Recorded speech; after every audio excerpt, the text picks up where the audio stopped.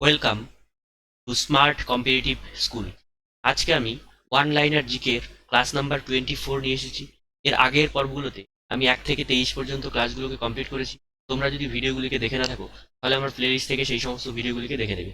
চলো আজকের যে নতুন প্রশ্নগুলো রয়েছে সেগুলো নিয়ে আলোচনা করা যাক। দেখো, প্রথম প্রশ্ন কি বলেছে, ভারতের প্রথম শাস্ত্রীয় ভাষা কোনটি? ভারতবর্ষের প্রথম যে শাস্ত্রীয় ভাষা সেটি হচ্ছে তামিল। এটি কত সালে শাস্ত্রীয় ভাষার মর্যাদা পায়? এটি হচ্ছে 2004 সালে শাস্ত্রীয় ভাষার মর্যাদা পায়। ভারতীয় সংবিধানে প্রাথমিকভাবে মোট কয়টি ভাষাকে সংবিধান স্বীকৃত ভাষা হিসেবে ঘোষণা করা হয়েছিল?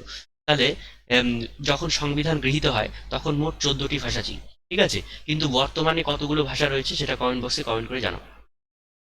এক বছরে সর্বোচ্চ কতজন ভারতরত্ন পুরস্কার দেওয়া যায়, মানে কতজনকে?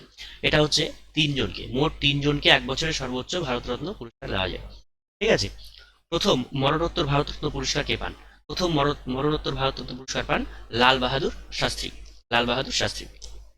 ন্যাটো ন্যাটো কবে প্রতিষ্ঠিত হয়? ন্যাটো হচ্ছে 1949 সালে। ন্যাটোর ফুল ফর্ম কি? নর্থ আটলান্টিক ট্রিটি অর্গানাইজেশন, ঠিক আছে। কত সালে তাহলে এটা? 1949 সালে। সূর্য সিদ্ধান্ত গ্রন্থের রচয়িতা কে? সূর্য সিদ্ধান্ত গ্রন্থের রচয়িতা হচ্ছে আর্যভট্ট। কোন ব্যক্তিকে আয়ুর্বেদের জনক বলা হয়? আয়ুর্বেদের জনক হচ্ছেন চরক। বিক্রমশিলা মহাবিহার কে স্থাপন করেন? বিক্রমশিলা মহাবিহার স্থাপন করেন ধর্মপাল। মেগাস্থিনিস কোন সম্রাটের রাষ্ট্রদূত ছিলেন?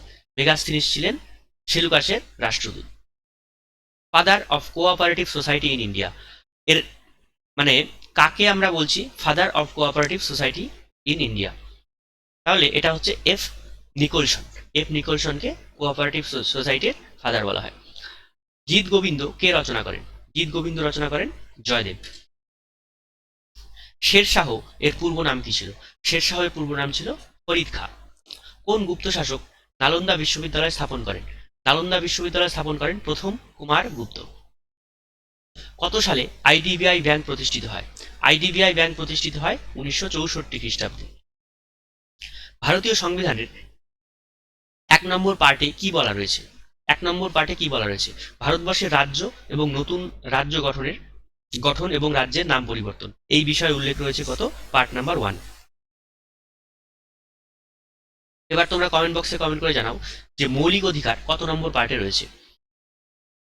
World book and copyright day কবে পালন করা হয়? World book and copyright day পালন করা হয় এপ্রিলের 23 তারিখ, ঠিক আছে।